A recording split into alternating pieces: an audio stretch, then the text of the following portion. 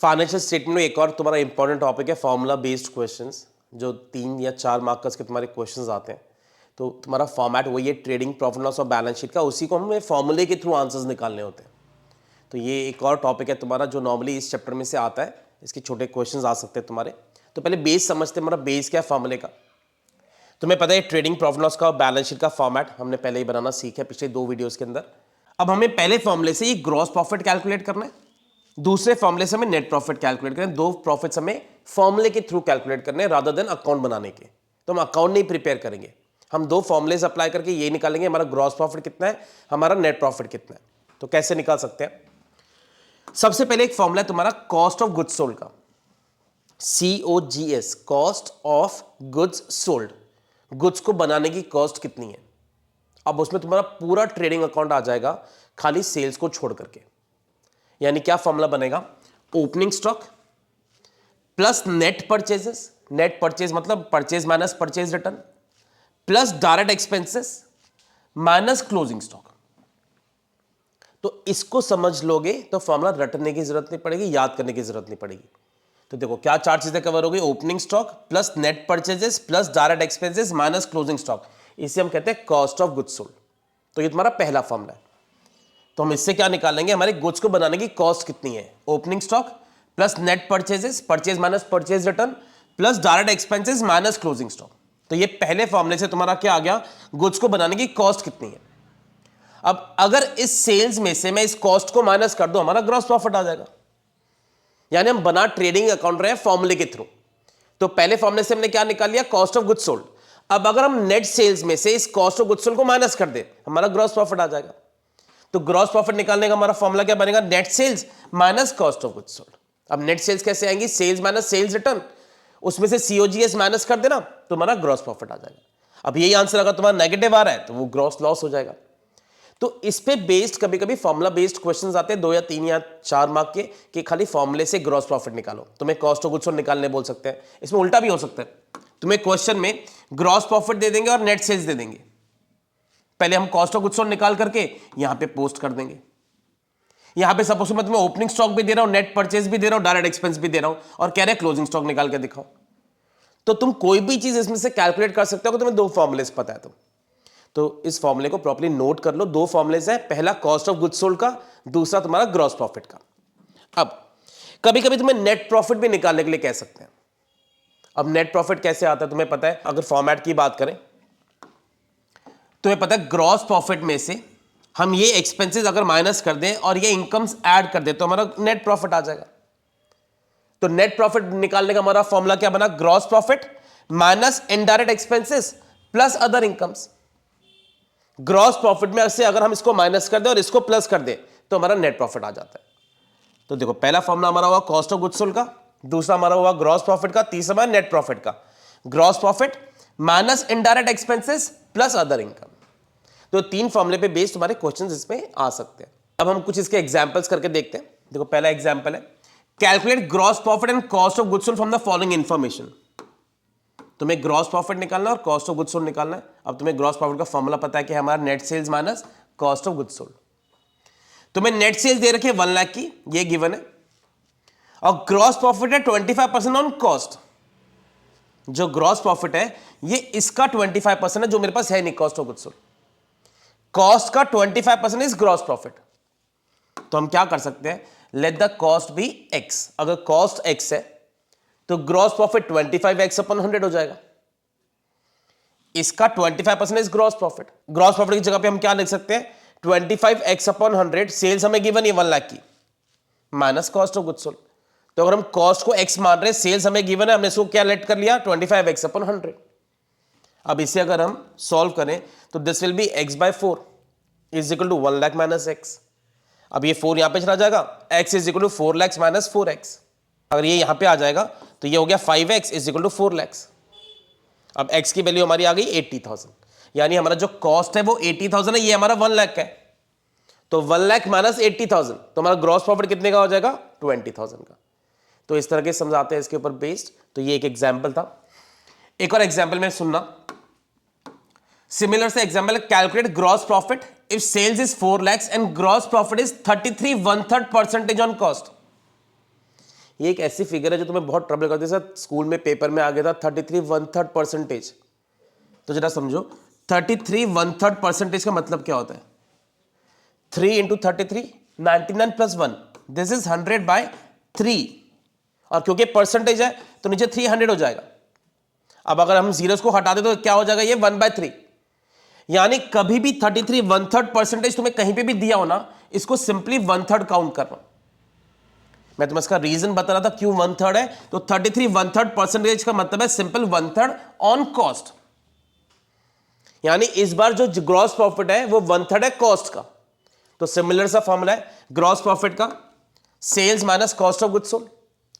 Sales हमें इस बार 4 लाख की दे रखी है, ग्रॉस प्रॉफिट 1/3 है कॉस्ट का। तो अगर कॉस्ट एक्स है तो ग्रॉस प्रॉफिट कितना हो जाएगा? 1/3 ऑफ एक्स। तो कैसे इसको हम इक्वेट कर सकते हैं? यहां पे हम 4 लाख लिख देंगे, यहां पे हम x लिख देंगे। तो कॉस्ट अगर x है तो ग्रॉस प्रॉफिट कितना हो जाएगा? x/3 हो जाएगा। अब इसको सॉल्व करके सेम उसी तरह से x की वैल्यू हमारी 3 लाख आ जाएगी। तो x अगर 3 लाख है और तुम्हारी सेल्स 4 लाख की थी, तो अगर ये 4 लाख है ये 3 लाख है, तो हमारा ग्रॉस प्रॉफिट कितने का हो जाएगा? 1 लाख का। तो ये स्लाइड बिल्कुल पुरानी स्लाइड की तरह है, बस यहां पे मैंने 33 1/3% लेके तुम्हें ये समझा इसका मतलब क्या होता है। तो 33 1/3% इज एज गुड एज 1/3। और एग्जांपल्स देते हैं। तुम्हारे पास ओपनिंग स्टॉक गिवन है, परचेजेस गिवन है, डायरेक्ट एक्सपेंस है, इनडायरेक्ट एक्सपेंस और क्लोजिंग स्टॉक है। तुम्हें निकाला सिर्फ कॉस्ट ऑफ गुड्स सोल्ड है। अब कॉस्ट ऑफ गुड्स सोल्ड का हमारा फॉर्मूला क्या है? Opening stock plus net purchases plus direct expenses minus closing stock. अब अगर हम इसमें इक्वेट करें, ओपनिंग स्टॉक हमें गिवन है, परचेजेस हमें गिवन है, यहां पे हम डाल देंगे, डायरेक्ट एक्सपेंस हमें गिवन है और क्लोजिंग स्टॉक भी गिवन है। ये इनडायरेक्ट एक्सपेंस का कोई रोल नहीं है क्योंकि हम क्या निकाल रहे हैं? Cost of goods sold. तो बस इसको सिंपली फॉर्मूले में पुट कर दो, तुम्हारा कॉस्ट ऑफ गुड्स सोल्ड आ जाएगा। तो इस तरह के सम्स आते हैं। एक पूरी लिस्ट में दिखा रहा हूं, तुम इसको प्रैक्टिस कर सकते हो। ये कुछ एग्जांपल्स है, तुम वीडियो को पॉज करके इनको सॉल्व कर सकते हो। इसके आगे मैं इनके सॉल्यूशंस भी दिखा रहा हूं। प्रैक्टिस के लिए कुछ क्वेश्चंस है, जैसे ये 3rd का आंसर है तुम्हारा, ये 4th का है, ये 5th का और ये 6th का। तो ये कुछ एग्जांपल्स दे रहा हूं कि तुम इसको प्रैक्टिस के लिए सम्स कर सकते हो ये वाले। अच्छा, अब एक कंसेप्ट और है फॉर्मूलेस के अंदर, how to calculate operating profit. हमने अब तो 2 प्रॉफिट सीखे, एक है ग्रॉस प्रॉफिट और एक है नेट प्रॉफिट। उसके बीच में एक प्रॉफिट और भी आता है जिसको हम कहते हैं ऑपरेटिंग प्रॉफिट। तो ग्रॉस प्रॉफिट और नेट प्रॉफिट बहुत ऐसे वर्ड्स हैं जो तुम बार बार सुनते रहोगे, मगर ऑपरेटिंग प्रॉफिट के बारे में तुम्हें ज्यादातर क्लियर नहीं होता। तो पहले हम उसका पूरा कंसेप्ट सीखेंगे, फिर मैं उसका फॉर्मूला तुम्हें बता दूंगा कैसे हम ऑपरेटिंग प्रॉफिट निकालते हैं। तो पहले बेसिक चीज सुनना, कंपनी ग्रॉस प्रॉफिट से नेट प्रॉफिट पे कैसे पहुंचती है? जब कंपनी सारे के सारे एक्सपेंस माइनस कर देगी ना, सारे इनडायरेक्ट एक्सपेंसेस, रेंट, सैलरी, सब कुछ माइनस कर दे तो हमारा क्या आता है? Net profit.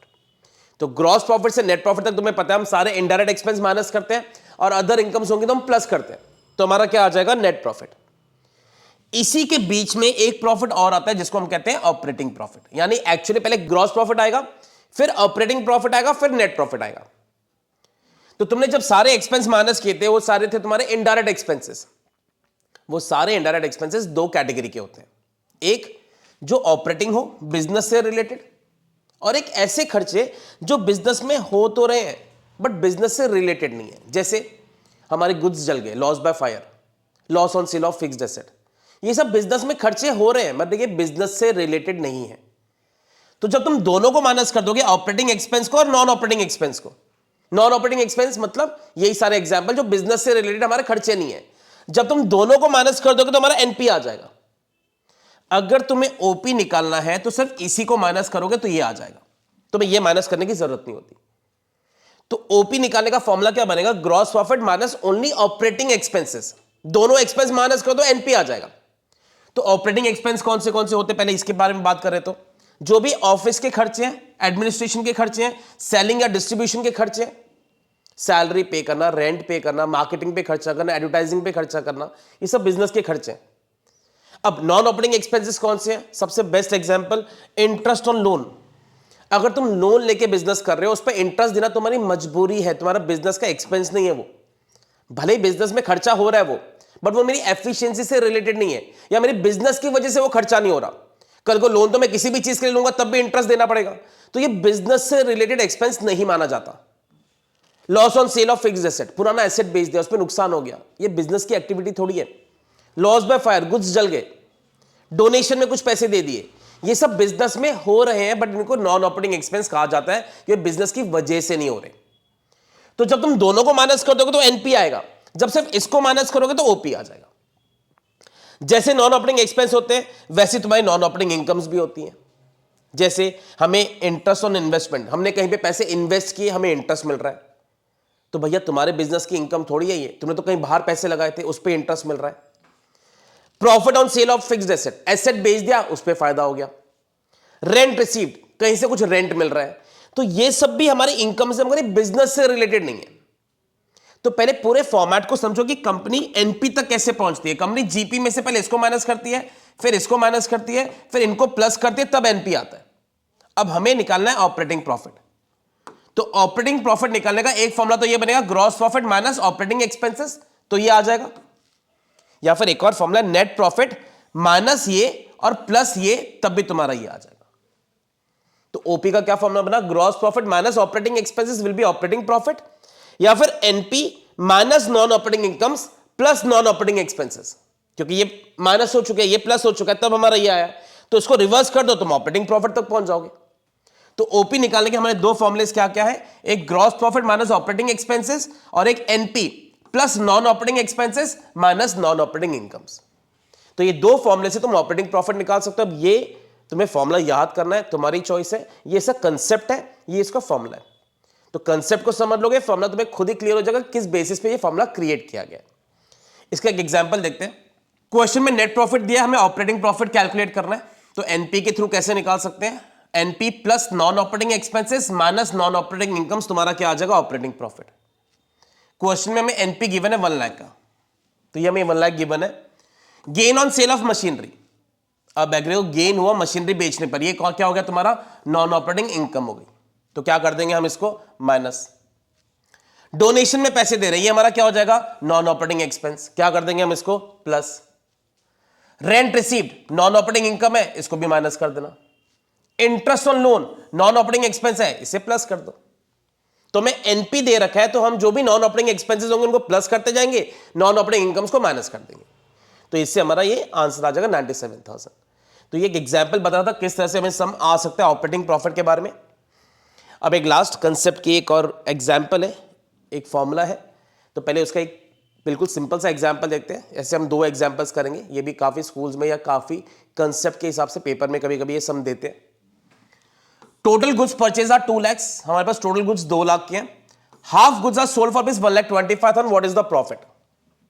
हमने जो टोटल गुड्स खरीदे उनकी वैल्यू थी 2 lakhs, हमने उसकी हाफ गुड्स बेच दी। 2 लाख के हाफ कितना हो गया, 1 लाख। 1 लाख के गुड्स हम बेच रहे हैं 1,25,000 में, तो कितने का प्रॉफिट हो गया, 25,000 का हमारा प्रॉफिट है।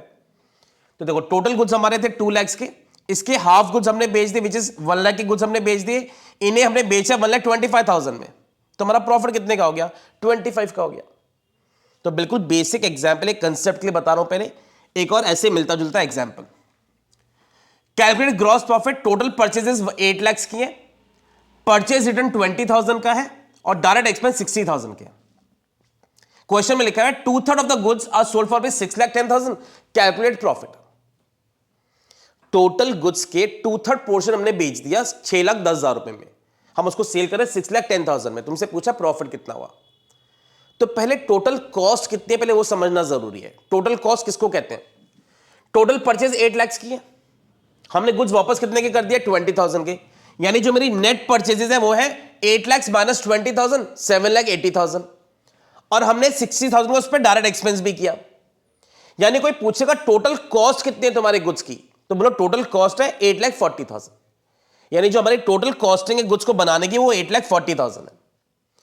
इसके 2/3 गुड्स हमने बेच दिए, 840 के 2/3 कितने के हो गए, 560 के। ये 560 के गुड्स हम बेचना है 6,10,000 में। तो अगर तुम 5,60,000 के गुड्स 6,10,000 में बेच दोगे, तुम्हें कितने का प्रॉफिट हो जाएगा, इसका डिफरेंस 50,000 का तुम्हारा प्रॉफिट हो गया। तो ये हमारा प्रॉफिट है। तो ये भी एक एग्जाम्पल है, तुम इसको भी प्रॉपरली नोट कर लो। तो आज जितने भी एग्जाम्पल्स है, मैंने बीच में कुछ स्लाइड में शो भी की थी सम्स के लिए, उनको भी प्रॉपर प्रैक्टिस करो, तो तुम्हारा पूरा इसमें जो भी फॉर्मुलेज वाले सम्स है सारे कवर हो जाएंगे। Thanks for watching.